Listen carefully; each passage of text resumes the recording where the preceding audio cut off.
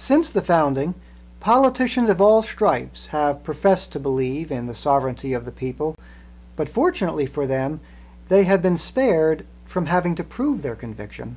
Idealistically conceived in its theoretical purity, popular sovereignty is direct democracy, where the people collectively make the law directly themselves. But throughout history, it was physically impossible to practice direct democracy outside of small communities. Regrettably, we have had to forego direct democracy and settle instead for the less perfect representative democracy, where people in various geographical areas select a representative to represent them in a legislature. One would expect, however, that politicians really sincere in their conviction about the sovereignty of the people to be straining at the bit, ever ready to introduce aspects of direct democracy wherever they could. But although times have changed so that technological advance now makes direct democracy eminently feasible, oddly, no one in either political party has broached the subject.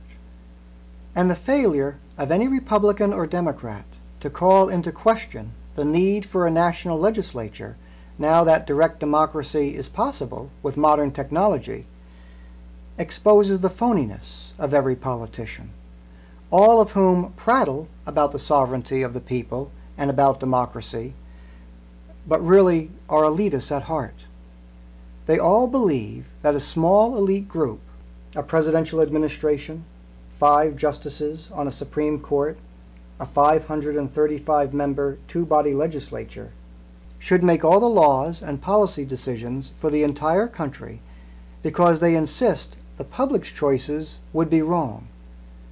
But it's this insistence that the public's choices would be wrong that's actually both wrong and ignorant.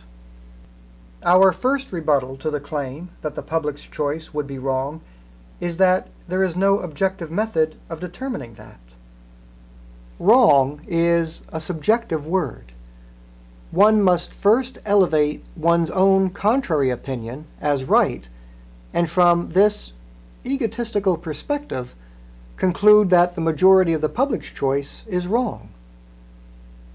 The circular nature of the argument is logically fallacious and tells us nothing about the wisdom of the public's choice. Furthermore, writes economist Murray Rothbard, making the argument that the public's choices would be wrong ignores the vital point, that the decisions of the parasitic, bipartisan political class that has run this country for decades have been so abysmal, and recognized to be so abysmal by the public, that almost any change from this miasma and gridlock would be an improvement. All political decisions are essentially value judgments. It is hard to see how the public's value judgments could be worse than the politicians who, as a group, let us remember, are held in very low esteem by the public.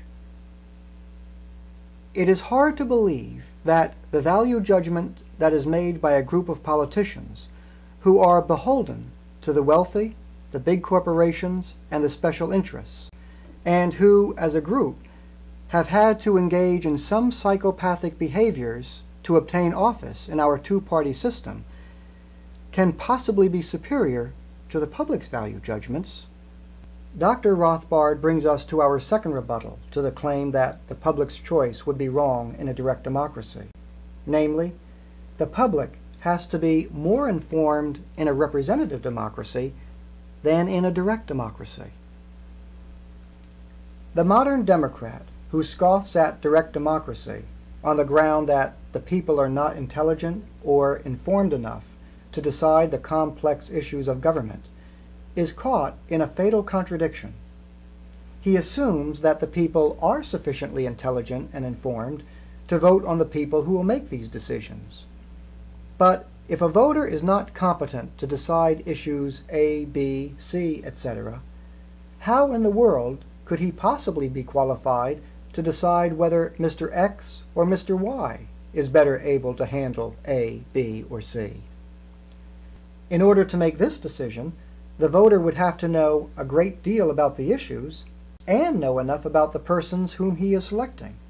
In short, he would probably have to know more in a representative than in a direct democracy. Furthermore, the average voter is necessarily less qualified to choose persons to decide issues than he is to vote on the issues themselves, for the issues are at least intelligible to him, and he can understand some of their relevance. But the candidates are people whom he cannot possibly know personally, and whom he therefore knows essentially nothing about. Hence, he can vote for them only on the basis of their external personalities, glamorous smiles, etc., rather than on their actual competence. As a result, however ill-informed the voter, his choice is almost bound to be less intelligent under a representative republic than in a direct democracy. And if the public's choices are less intelligent in a representative democracy, what does that say about those elected to office in such a republic? Politicians who scoff at direct democracy are really scoffing at themselves, and rightly so. The logic that the public's choices would be wrong leads directly to the conclusion that the public shouldn't vote at all. And in fact, that is exactly what the political elite really believe. What they really want is more sheep voting merely to ratify the continuance and expansion of the current system. They do not want, and they go to elaborate lengths to prevent, a popular majority from imposing its will. Our third rebuttal to the claim that the public's choice would be wrong is that it has since been discovered that groups, under the right circumstances, are remarkably intelligent. We is smarter than me. James Surowiecki has written in extensive populist detail, under the right circumstances, groups are remarkably intelligent and are often smarter than the smartest people in them. Groups do not need to be dominated by exceptionally intelligent people in order to be smart. Even if most of the people within a group are not especially well-informed or rational, it can still reach a collectively wise decision.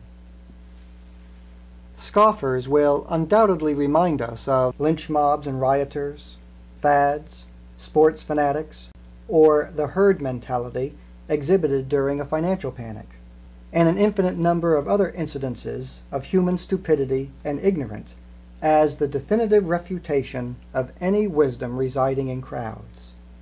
Charles Mackay published in 1841 his Extraordinary Popular Delusions and the Madness of Crowds, chronicling a long list of stupid crowds. But these examples only indicate that the right conditions necessary to ensure the wisdom of a crowd were not present. Surowiecki continues, if you put together a big enough and diverse enough group of people and ask them to make decisions affecting matters of general interest, that group's decisions will be intellectually superior to the isolated individual, no matter how smart or well-informed that smarter individual is. To ensure the wisdom of a crowd, 4 conditions must be satisfied. 1. There must be a wide diversity of perspective aggregated into the final decision. 2.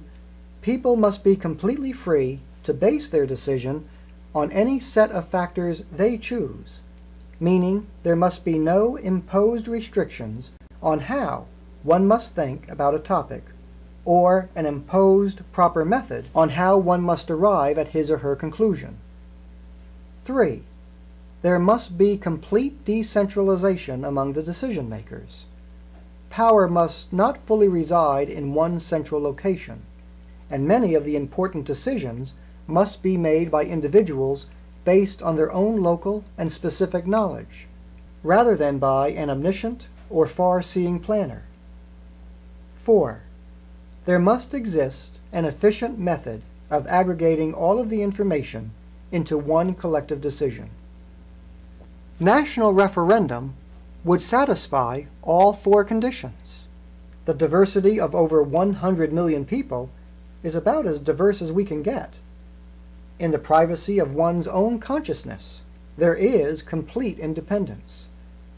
Power would be decentralized in every way possible, and aggregating all the information is near perfect through the technology of electronic tabulation. By way of illustration, Surowiecki relates the experiment of British scientist Francis Galton.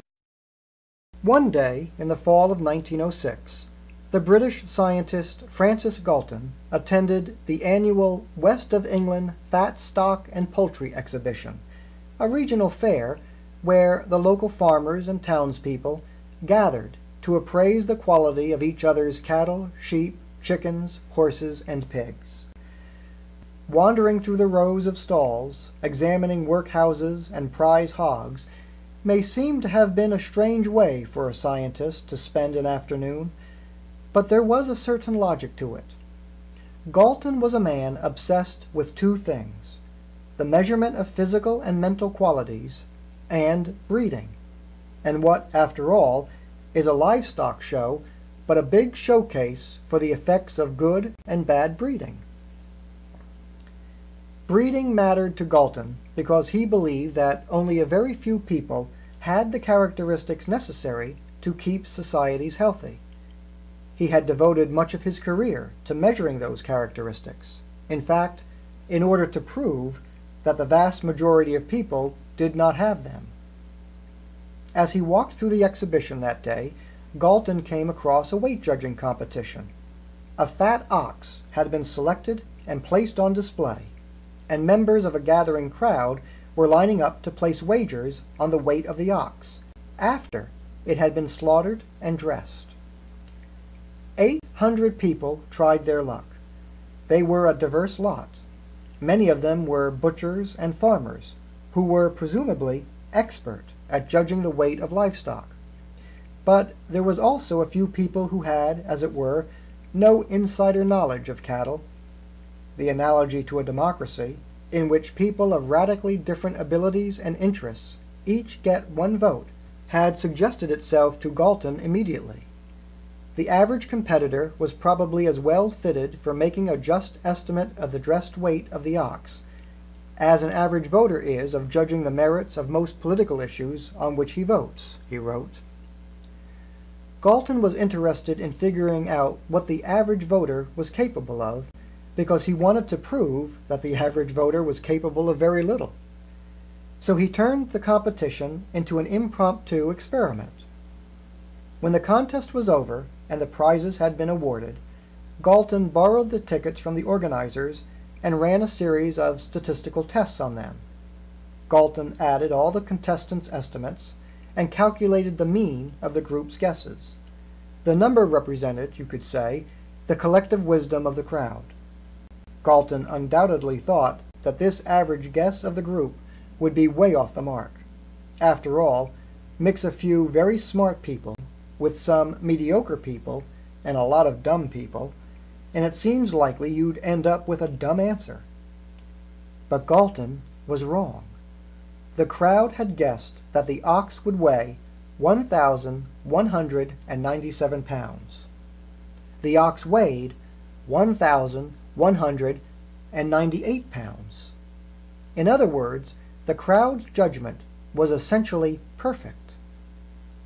Galton wrote later, "The result seems more credible to the trustworthiness of a democratic judgment than might have been expected." That was, to say the least, an understatement. If a crowd can be wise enough to guess the weight of an ox, it is more than sufficiently wise for the easier task of making a value judgment for which there is no definitive correct answer. In contrast, wealthy elites acting through their puppet politicians are not wiser.